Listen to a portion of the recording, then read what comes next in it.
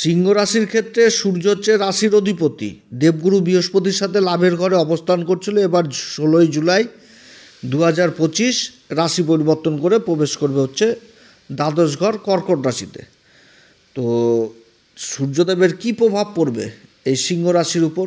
এই এক মাসের গোচরে কোন দিক থেকে লাভবান, কোন দিক থেকে সাবধান, কোন বিশেষ উপাচার করতে হবে এই সময়কালে, সমস্ত কিছু তুলে ধরবো। তো যাই হোক, অনুষ্ঠানটি শুরু করার আগে সমস্ত দর্শক বন্ধুদের নমস্কার জানাচ্ছি। তার সাথে বলবো, যারা বহুদিন ধরে অনুষ্ঠান দেখছেন এখনও পর্যন্ত সাবস্ক্রাইব করেননি, অবশ্যই সাবস্ক্রাইব করবেন। এই চ্যানেলের সঙ্গে থাকুন, জ্যোতিষীয় সম্পর্কিত অনেক তথ্য জানতে পারবেন। তবে আমি কোনো রকমভাবে কোনো দর্শক বন্ধুকে বিভ্রান্ত করার চেষ্টা করছি না। এটা গ্রহদের গোচরের উপরই আলোচনা করা হচ্ছে, কারো কোনো রকম ব্যক্তিগত কুষ্টি ধরে আলোচনা নয়। আর এটা চন্দ্র রাশির উপরেই বলা হচ্ছে। রাশির অধিপতির দ্বাদশ ঘরে অবস্থান। দ্বাদশ ঘরে অবস্থান, খরচাপাতি যথেষ্ট সাবধানে করতে হবে, হিসাব টিসাব করে চলতে হবে। ইনভেস্টের ব্যাপার উঠে আসছে দ্বাদশ ঘর থেকে, আধ্যাত্মিক জগৎ উঠে আসছে। দ্বাদশ ঘর হচ্ছে সব থেকে বড় ঘর আধ্যাত্মিক জগতের। ধ্যান ধারণা, সমাধির একটা বলতে গেলে সুপ্রিম অবস্থা হচ্ছে এই দ্বাদশ ঘর। দ্বাদশ ঘর থেকে বিদেশ সংক্রান্ত কাজ দেখায়, দ্বাদশ ঘর থেকে আবার মেডিকেল জিনিসও দেখায়, সোশ্যাল কাজ দেখায়, শয্যা সুখ দেখায়। তো রাশির অধিপতির দ্বাদশে চলে যাওয়া মানে এই সমস্ত দিকেও যথেষ্ট বৃদ্ধি পাবে। তো সূর্যদেব অবস্থান করছে, যে মুহূর্তে রাশি পরিবর্তন করবে সেই মুহূর্তে তো তার আগে থেকে বুধ অবস্থান করছে এই দ্বাদশ ঘরে।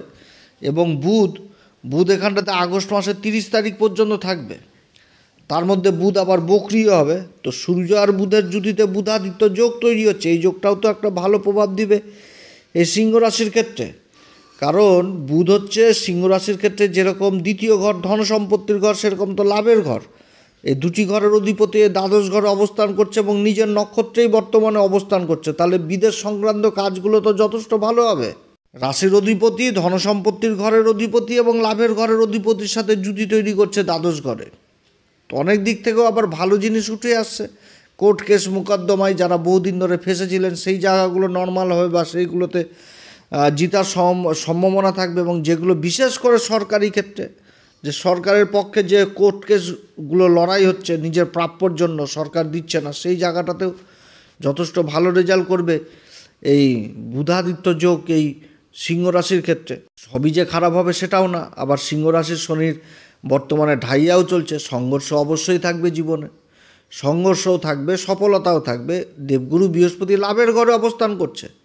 শুক্র রাশির দশম ঘরে মালব্য নামক পঞ্চমহাপুরুষ রাজযোগ তৈরি করেছে। আবার এই শুক্রদেব আবার 25 তারিখে আবার সরে চলে আসবে লাভের ঘরে। দুই গুরু লাভের ঘরে অবস্থান করবে। অনেক দিক থেকে উন্নতির যোগ রয়েছে, তবে সংঘর্ষ তো অবশ্যই থাকবে। রাশির উপর মঙ্গল হচ্ছে কারক গ্রহ। মঙ্গলও 30শে জুন নক্ষত্র পরিবর্তন করলো, শুক্রের নক্ষত্র পূর্বা ফাল্গুনিতে। আবার কেতুও 20 তারিখ নক্ষত্র পরিবর্তন করবে, শুক্রের নক্ষত্রে চলে আসবে পূর্বা ফাল্গুনিতে। রাহু সপ্তম ঘরে অবস্থান করছে। তো রাহু আবার দেবগুরু বৃহস্পতির নক্ষত্র পূর্বা ভাদ্রপদে রয়েছে। শনি সেরকম 13ই জুলাই আবার বক্রি হয়ে গেল, তো নিজের নক্ষত্রে বক্রি হচ্ছে। তো গ্রহদের অবস্থান যেরকম থাকছে সেরকমভাবে বুঝে সুঝে চলতে হবে। তবে সবসময় যে সমান অবস্থা সবার থাকে সেটাও না। তো বুঝে সুঝে মোট কথা চলতে হবে। কোন দিক থেকে সাবধান, কোন দিক থেকে আবার সফলতা পাবে, সব কিছু তুলে ধরবো।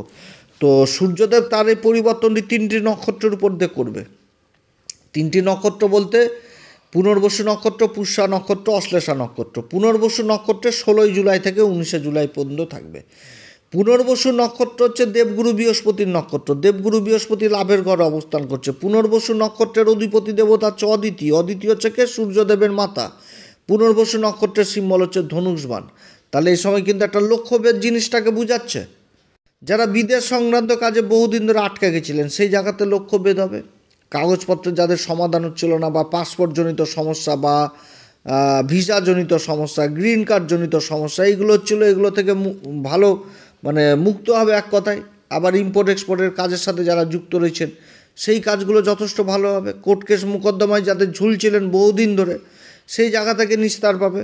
সিংহ রাশির ক্ষেত্রে তো দেবগুরু বৃহস্পতি পঞ্চম ঘরের অধিপতি। তো দেবগুরু বৃহস্পতির নক্ষত্রে সূর্য অবস্থান করছে, আর দেবগুরু বৃহস্পতি লাভের ঘরে অবস্থান করে তার মূল ত্রিকোণ রাশিকে দেখছে। আবার নিজের নবম দৃষ্টি দিয়ে আবার রাহুর উপরও দৃষ্টি থাকছে, সপ্তম ঘর। তো ব্যবসা বাণিজ্যের দিক থেকে কিন্তু যথেষ্ট ভালো। ইম্পোর্ট এক্সপোর্ট বা বিদেশ সংক্রান্ত কাজের সাথে যারা যুক্ত রয়েছেন এই সময়টুকু যথেষ্ট ভালো। আবার এই সময়কালে পরমাত্মার প্রতি পূর্ণ বিশ্বাস আসবে, বিশেষ রুচি আসবে, ধর্মের প্রতি বিশেষ জ্ঞান, ধর্মের প্রতি রুচি, সোশ্যাল কাজ, এগুলোতে যথেষ্ট মন আসবে এবং অন্যায় যেরকম করবে না সেরকম কাউকে অন্যায়ও করতে দেবে না, এরকমও কিন্তু মনোভাব চলে আসবে। এবং তার সাথে কি যেরকম আবার রাগী হবে সেরকম আবার ঠান্ডা স্বভাবেরও হবে, তাড়াতাড়ি খুব ঠান্ডাও হয়ে যাবে, দয়ালু, প্রসন্ন হয়ে যাবে তাড়াতাড়ি, আবার বিপদে আপদে পড়লে আবার পাশেও দাঁড়াবে। তবে এই সময়কালে কোনো রকমভাবে বেআইনি পথে চলা উচিত না। এবং দ্বাদশ ঘরে সূর্য অবস্থান করছে, বুধাদিত্য যোগ, এটা একটা ভালো যোগ। এটা সজ্জন ব্যক্তিদের জন্মছকে থাকে যে এদের কথার দাম খুব ভালো হয়, সমাজে মান সম্মান পদ প্রতিষ্ঠা ভালো হয়। কিন্তু যেহেতু ধর্মের ঘরে চলে এসছে এই দ্বাদশ ঘরে, তো এইখানটাতে সবসময় ধর্মপথেই থাকা উচিত। এবং যে খরচাটুকু করবে আর কি, জীবনে প্রত্যেক দিনই খরচাপাতি হয়, খরচাপাতি তো বৃদ্ধি পাবে, সেই খরচাটার যদি কিছু অংশ ধর্মের কাজে লাগানো যায় তাহলে কিন্তু যথেষ্ট ভাগ্য সহায়ক হবে। কারণ সিংহ রাশির ক্ষেত্রে সূর্য যে ঘরে উচ্চ হয় সেটা হচ্ছে মেষ রাশি। তো মেষ রাশিটা পড়ছেই আবার ভাগ্যের ঘরে। তো ভাগ্যের ঘরে সূর্য উচ্চ হয় যেটা হচ্ছে ধর্মের ঘর, আর সূর্য অবস্থান করছে নিজের রাশি থেকে দ্বাদশে, সেটাও কিন্তু আধ্যাত্মিক জগতের ঘর। অতএব যত আধ্যাত্মিক পথে থাকবে তত উন্নতি। এই সময়কালে বেআইনি পথ বা শর্টকাট পদ্ধতি কোনোভাবেই নিয়ে আসা উচিত না। তো যাই হোক, 20 তারিখে আবার সূর্য অবস্থান করবে হচ্ছে পুষ্যা নক্ষত্রে। পুষ্যা নক্ষত্রে থাকবে আগস্ট মাসের 2 তারিখে। এই সময় আবার ওই বুধ কিন্তু নিজের নক্ষত্রে বক্রি হয়ে যাচ্ছে। 29 তারিখ পর্যন্ত বক্রি অবস্থায় মানে নিজের নক্ষত্রে থাকবে অশ্লেষা, তারপরে কিন্তু আবার প্রবেশ করে যাবে পুষ্যা নক্ষত্রে।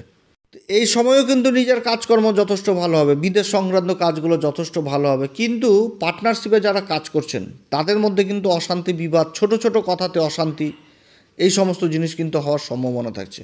অতএব পার্টনারশিপের সাথে যদি কোনো রকম অসুবিধা হয়, যারা ব্যবসা বাণিজ্য করছেন তাদের নিজেদের মধ্যে কনসাল্ট করে চলাই উচিত এবং পার্টনারকে যোগ্য সম্মান দেওয়া উচিত। এবং এই সময়কালে যারা খাবারের কাজের সাথে যুক্ত রয়েছেন, খাবারের কাজ, যে খাবারের কোনো বস্তু ইম্পোর্ট কিংবা এক্সপোর্ট করছেন, এই সমস্ত কাজে যথেষ্ট বিশেষ উন্নতি রয়েছে। বা খাবারের প্রোডাক্টের কাজের সাথে যুক্ত রয়েছেন কোনো বিদেশি কোম্পানির সাথে, বা বিদেশ থেকে মাল নিয়ে আসছেন কোনো খাবারের প্রোডাক্ট, দেশের মাটিতে কাজ করছেন, তাদের জন্য যথেষ্ট ভালো। তবে এই সময়কালে বিশেষ করে নিজের শরীর স্বাস্থ্যের দিকেও খেয়াল রাখতে হবে। সেটা হচ্ছে খাবার দাবারের দিক থেকে, যে যা পেলাম তাই খেলাম মুখের স্বাদে, সেটা করলে কিন্তু শারীরিক অসুস্থতা দেখা দিবে। সেটা হচ্ছে ব্লাড প্রেশার, এগুলো দেখা দিবে। তো এদিক থেকে যথেষ্ট সাবধান। পেটের অসুখ এগুলোও কিন্তু দেখা দিবে। শিক্ষার দিক থেকেও কিন্তু এই সময় যথেষ্ট ভালো হবে। শিক্ষার্থীদের ক্ষেত্রেও যথেষ্ট ভালো, যে যাদের বহুদিনের শখ বাইরে যে পড়াশোনা করবে সেই জায়গাগুলোও কিন্তু উঠে আসছে। যারা রিসার্চ জাতীয় বিদ্যা বা গবেষণার সাথে যুক্ত রয়েছেন, বা কোনো মেডিকেলে রয়েছেন, বা ইঞ্জিনিয়ারিং নিয়ে পড়াশোনা করছেন, সেই জায়গাটাও ভালো। তো এই সমস্ত ভালো কাজ হবে এই সময়কালে। আবার যারা সফটওয়্যারজনিত বিদ্যার সাথে জড়িত রয়েছেন, কম্পিউটার সায়েন্স নিয়ে পড়াশোনা করছেন, তাদের জন্য ভালো। এবং এর সাথে আরও একটি কথা বলবো, যে নিজের কথাকে এগিয়ে রাখতে গেলে আবার দাম্পত্য জীবনেও অশান্তি হবে। অতএব এদিক থেকে যথেষ্ট খেয়াল রাখতে হবে।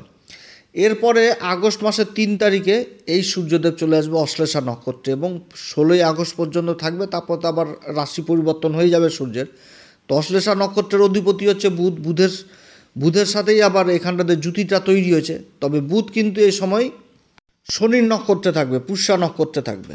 তো এই সময়কালে কাজকর্ম যথেষ্ট উন্নতির যোগ এই সময়ও থাকছে। এবং নিজের কাজকে যারা হাসিল করবে কীভাবে, সেটাও কিন্তু ভালো মতন করে করতে পারবে এক কথায়। কারণ অশ্লেষা নক্ষত্র তীক্ষ্ণ বুদ্ধি সম্পূর্ণ হয়।